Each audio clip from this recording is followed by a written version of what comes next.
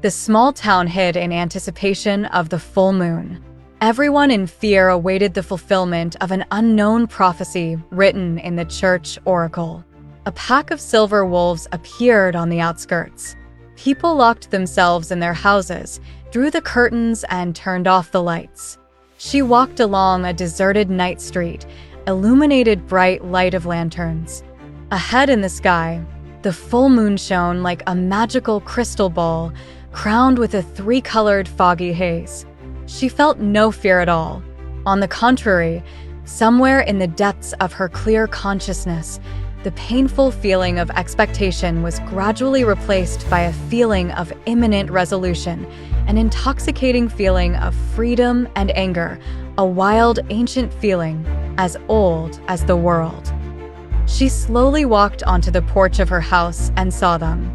A small flock of majestic animals walked proudly along the wide road. The light gray fur shone with a silvery glow. Dignity was felt in every movement. Their gazes were fixed on the world as if they knew something about it that no one could notice on the deserted street. The leader turned his gaze in her direction. She looked in fascination at his regal gait, but the closer he came, the stronger her feeling of righteous anger inflamed, and she was no longer able to cope with it. And so, when he approached her at arm's length, all his royal grandeur was replaced by timid submission. He obediently sank at her feet and covered his eyes with his front paws.